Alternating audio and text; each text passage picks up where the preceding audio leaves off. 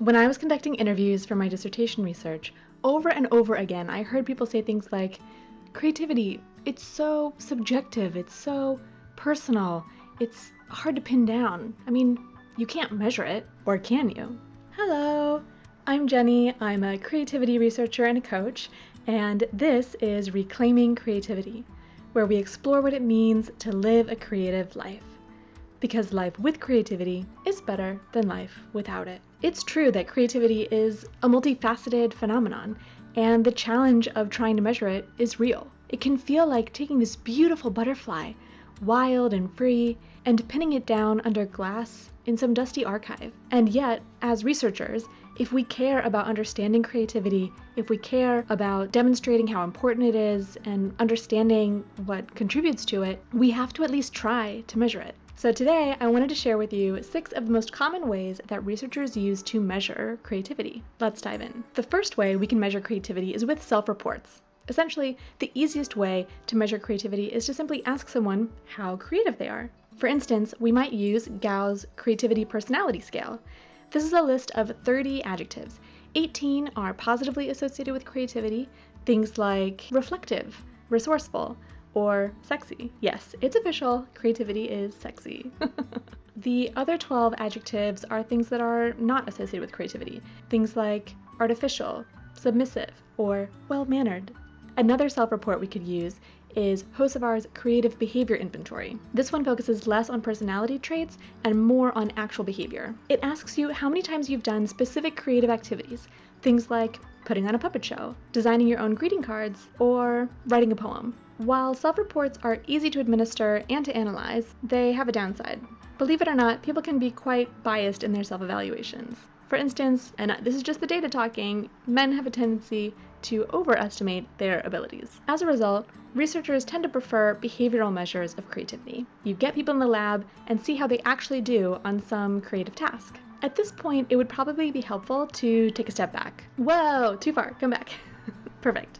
Okay, so researchers define creativity as the generation of ideas that are both novel and useful. And the simplest model of the creative process distinguishes between divergent creativity, where we come up with lots and lots of ideas, and convergent creativity, where we choose the idea that best fits the specific situation.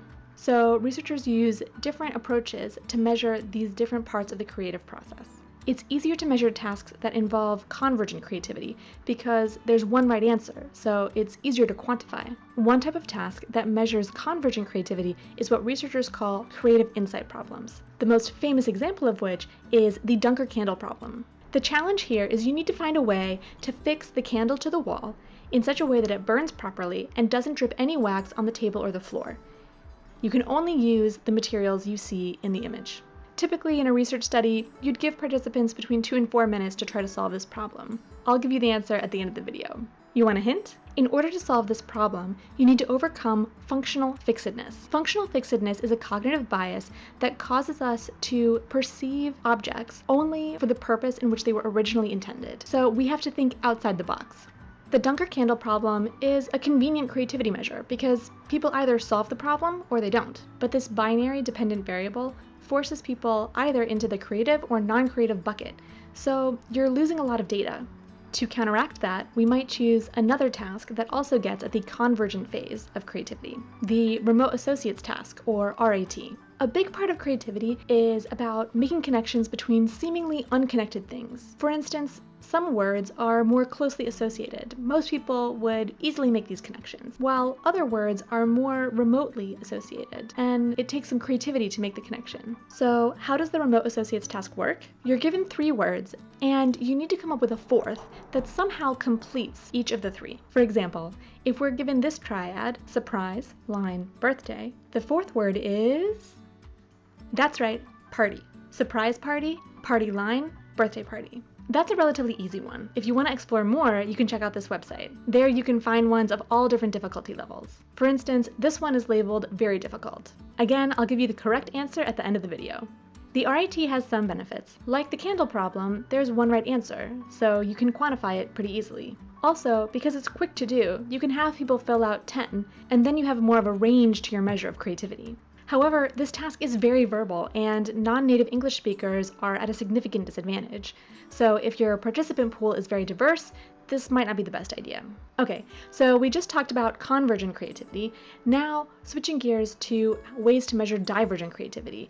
More of what we think about when we think about creativity. Idea generation, brainstorming, coming up with lots of ideas. A classic task to measure divergent creativity is called the alternative uses task. In this exercise, you take an everyday object like a brick or a paper clip, and you come up with as many uses as you possibly can for that object. If we take a brick, you might say, we could also use it as a doorstop, or a paperweight, or a candle holder.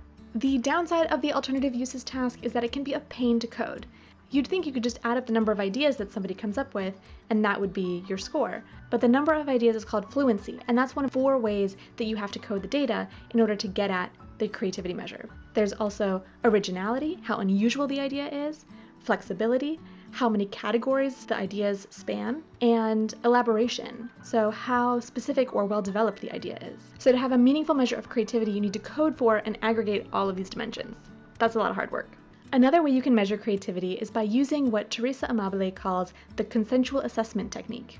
Basically, you get people to make something creative, and then you get a couple experts to independently assess how creative it is. This is more like how creativity is assessed in the real world, by a panel of expert judges. For instance, in the Olympics, the women's gymnastics routines are assessed partly on the artistry of their performance. But what kind of creative task can you give people in a typical research study? Well, let's take an example.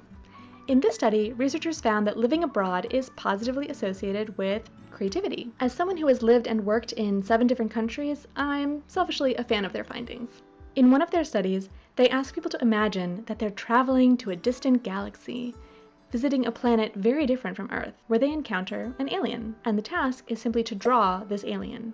Then, specially trained coders assess the creativity of the drawings, not the artistic value or the quality of the execution of these drawings, but the creativity in how they imagine an alien to look like. So there you have it, 6 different ways to measure creativity. As you can see, none of them are perfect. Each is flawed in its own way. That's why researchers typically use more than one measurement in a single paper. For instance, that living abroad paper not only used the draw an alien task, they also used the Dunker candle problem and the remote associates task. The idea is that by using multiple measures, they kind of even out and compensate for each other's flaws. You may be wondering, which of these did I use in my research? And the answer is none of the above. You see, my research question required running qualitative interview-based research rather than running experiments in a lab that required me to quantify creativity. I wanted to understand the mental and emotional barriers that people encounter when they try to do something creative. So I actually didn't really care whether what they ended up doing was in fact creative. It just mattered to me that they were trying to do something creative. I hope you enjoyed this behind-the-scenes tour of how researchers can measure creativity. Oh, I almost forgot. I promised you the answers to the problems. So for the Dunker candle task, the trick is you have to get the task out of the box, get it out of the box, then pin the box to the wall and put the candle in the box. For the remote associates task, the answer is, drumroll, dead. Did you get either of those on your own? Let me know in the comments below. And with that, I hope you enjoyed this video, and until next time, may your creativity continue to surprise you. Bye!